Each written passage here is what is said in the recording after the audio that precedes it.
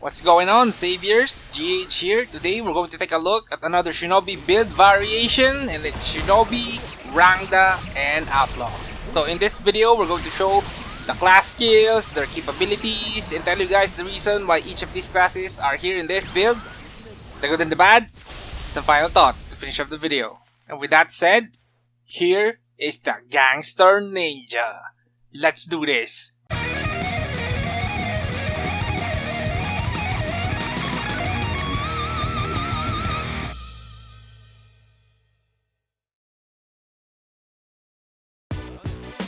Okay, here's the build. We got the Outlaw, Rangda, and Shinobi. Let's start with Outlaw. Now, Outlaw is a class with very impressive area attacks, which really separates it to the other scout classes. They're also not restricted by weapon types, and this class is here because Rangda and Shinobi lacks area attacks and survivability, and Outlaw can help with that with the use of its skills. Let's check him out. First skill is Rampage. This is a very wide area attack that also makes you evade enemy attack except unevadable ones. A good example is Misru's one-shot mechanic and Skiaklip's one-shot mechanic. You cannot evade those. You need a true iframe to survive those attacks. And Rampage also gives you a buff that increases damage taken, and eliminate your ability to dodge for 5 seconds. So it's like a double-edged sword. Anyways, it's just for 5 seconds. Next skill is Throw Sand. This is another area attack that blinds and silences enemies. Third skill is Bully. This increases your evasion and threat level, which means you will be a tank, except if there's someone with a higher threat level than you.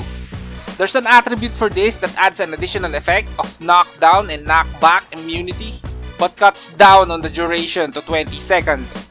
And every evaded attack gives you 2 seconds duration of Bully. So, if you combine this with your skills that evades all attacks, the duration will skyrocket. Another skill that offers an evade all attacks is Blind Fire. If you enable the attribute called Bullet Artist, you will evade all attacks when Blind Fire is active. And remember, this is not a true iframe. You will get hit by one-shot raid boss mechanics when using this.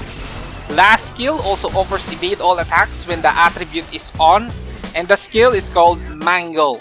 This is a dagger attack. And that's Outlaw. If you want more survivability while attacking at the same time, this will be a good class for you. Next class is Rangda. And Rangda is a class that are specialized in debuffing enemies, and surprisingly, when it comes to single target damage, they're kinda decent. And by the way guys, there will be an update to this class soon, so check the description for updates to this class. Now let's look at the skills. First off is Kutukan. This is an attack and debuff that turns enemies into a Keppa, prevents them from recovering HP and SP, and while they are a Keppa, they will deal damage around them for 4 seconds. This is the skill that is most likely gonna get rebalanced because turning an enemy into a Keppa is just not cool because they can't do anything. Next skill is Kelitihan. This is a debuff that increases enemy accuracy, evasion, and critical resistance, and it can stack. And there's an attribute for this that can silence enemies at 3 stacks and stuns enemies at 4 stacks. And to get more stacks of Kelitihan, one way is to use Rawa. Now, Rawa is an area attack that increases damage depending on the number of Rawa stacks. And there's an attribute for this, wherein if the enemy is inflicted by Kelitihan debuff, every 3 seconds they are subjected to Rawa, Kelitihan stacks increases. So that's one way. Another way is through the next skill, which is Luka. Now, Luka is an attack that deals damage over time, and the duration increases depending on the number of the debuffs the enemy has. Now, why is this the second way to get more Kelitihan stacks? It's because there's a Vibora weapon for this that gives Luka the ability to inflict 4 stacks of Kelitihan. So if you really like Rangda, this will be a good weapon. Last Rangda skill we're gonna cover is Peñarapan. This is a buff for 30 minutes that increases additional damage and adds an additional stack of Kelitihan and Rawa debuff. And there's an art for this that removes the additional stack effect and instead give you the ability to heal depending on the number of enemy debuff, up to a maximum of 50% of your HP. And that's Rangda, a good source of steady inflicted damage. And now for the last class, Shinobi. Now Shinobi are warriors that are experts in ninjutsu, and this class is here because currently, when it comes to PvE, this is one of the classes in the Scout Class 3 who can deal a decent amount of damage.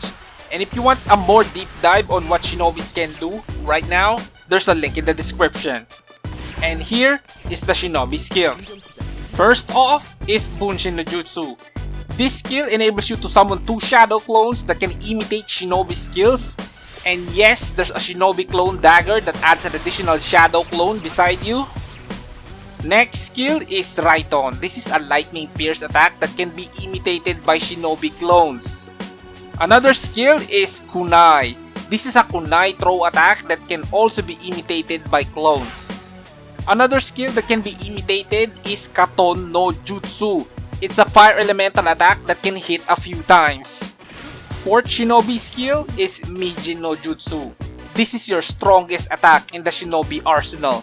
This is the last skill you use when clones are present, because this skill will force your clones to use this and they will disappear after that. Last Shinobi skill is Mokoton no Jutsu. This is a party buff that gives a Mokoton buff that will give you a 30% damage reduction and plus 10 movement speed when triggered. And that's Shinobi. It's currently one of the best class in the Scout Class 3 and it's also fun to play with, which is why we play, right? And that's the build. Now let's do the good and the bad. Let's start with the bad. I have said this before. There will be times that your shadow clones will be facing the wrong way, which will result on skills missing the target. Another thing is this build has no true iframe that can dodge one hit rate mechanics. And also mobility. You have none here, although I think there will be an art that will add a mobility skill, but it's not here yet. Another thing that kind of bothered me is this build isn't good for boss rushing. Lastly, this isn't the best build for single target damage. Just take my word for it. And now for the good stuff. This build is pretty good for mobbing. You wouldn't have any problem dealing with a large number of enemies. Another good thing is increased survivability during normal encounters thanks to Outlaw's evade all attack skills. Another one is there is almost no downtime when using abilities because there's an array of skills to use here with fast cooldowns. All in all, when it comes to endgame content, this build is great. But I would recommend removing one of the class here and get another class that have some iframe. And that's it guys, I hope you liked the video, so hit the thumbs up, share, and then subscribe to be part of the Gaming Hardcore family. And as always, this is Gaming Hardcore. See you in the next one.